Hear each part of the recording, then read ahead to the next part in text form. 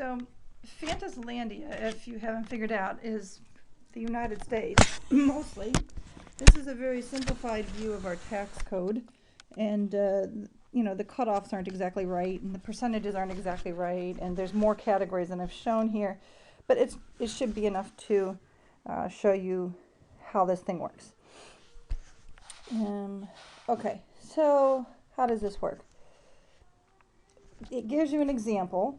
If a Fantaslandian were to earn $45,000 in a fiscal year, the first $10,000 is tax-free, okay, and then the next $10,000, so it's like times 0 equals 0.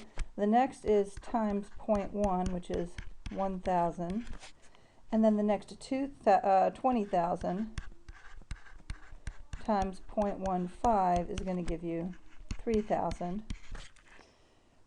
And then the last 5,000, because you add this up, it's 40,000, but the person made 45,000, so 5,000 goes into this bracket times 0.25, nothing like making the numbers come out nice and evenly. So you get $5,250, Taxlandian dollars in tax, Fantaslandian. Okay.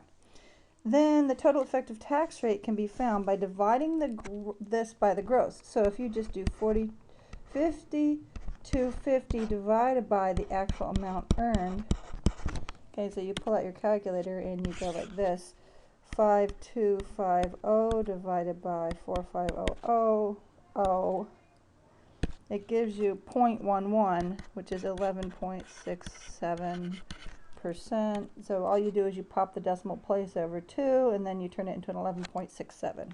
Okay, so that's how that was calculated. Now the question is, what do you do for 200,000?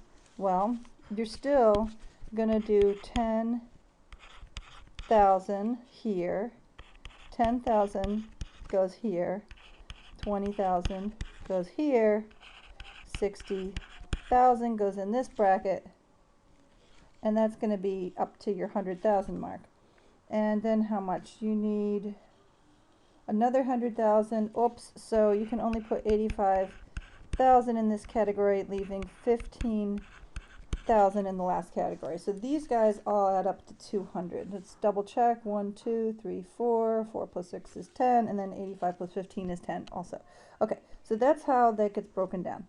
So the first category is tax-free. The second category is, so this is free. This you still have to pay 1,000. This you still have to pay 3,000, just like before. Now things are different.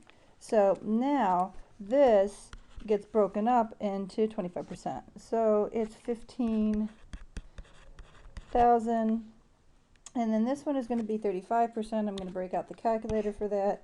85,000 times 0.35. 29,750. Okay, and then the last one is going to be 40%. That one you could almost do without a calculator, but why bother? And that's going to be 6,000. Okay, so now we're going to go ahead and add those guys up. So we're going to do 1,000 plus 3,000 plus 15,000 plus 29,750 plus 6,000. And that's going to be 54,750 total tax divided by 200,000 is going to be 0.27375 or 27.375% effective rate. So the thing you should watch out for, notice what happened to this person who is in red. This top tax bracket was 25%. This is where this person stopped. They had everything in these ranges. So it has to be an average. It has to be less than 25%. So their answer is 11.67. So that makes sense because it's something less than 25%, and they only barely tipped in. So you really expect it to be less than 15%, which it is.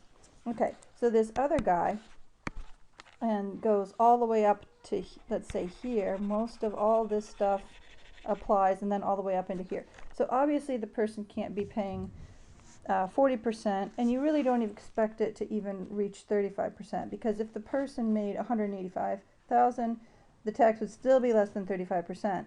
So they probably, by just putting another 15,000 up in this category, they probably didn't push their tax rate up high enough to even get to 35%, which is correct. We expect it to be less than 35, and it is.